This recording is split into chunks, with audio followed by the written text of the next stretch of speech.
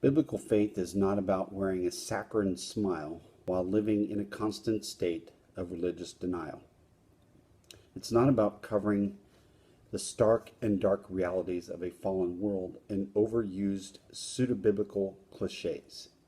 It's not about praying in King James English because somehow that makes you feel more spiritual. It's not about priding yourself on your ability to keep God's rules or thinking you're more sophisticated or sanctified because you're on pace to read through the whole Bible again this year. It's not about cleaning yourself up on Sunday so your public persona hides the real details of your private spiritual life. It's not about keeping score of how many years you've gone through without missing a worship service. It's not about polishing your righteousness so you look better to you and to others.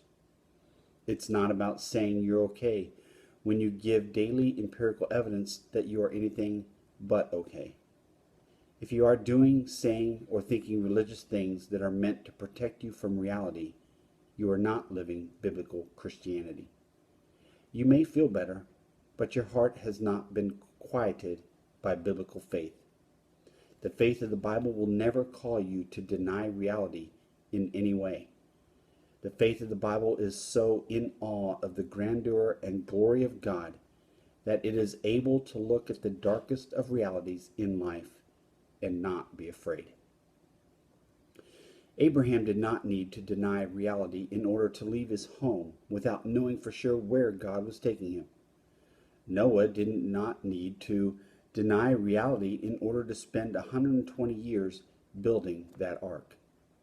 The children of Israel did not need to deny reality in order to walk around Jericho for 7 days.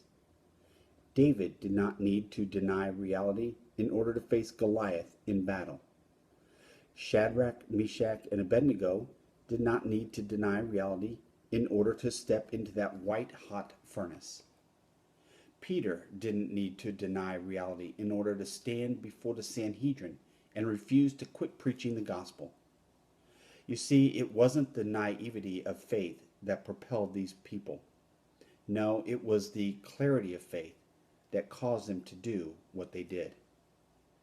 It is only when you look at this dark world through the lens of the existence, power, authority, wisdom, faithfulness, love, and grace of the King of Kings and Lord of Lords that you see reality with clarity.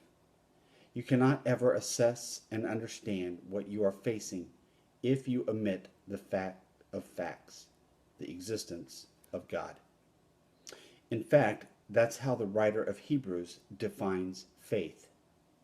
And without faith it is impossible to please him, for whoever would draw near to God must believe that he exists and that he rewards those who seek him.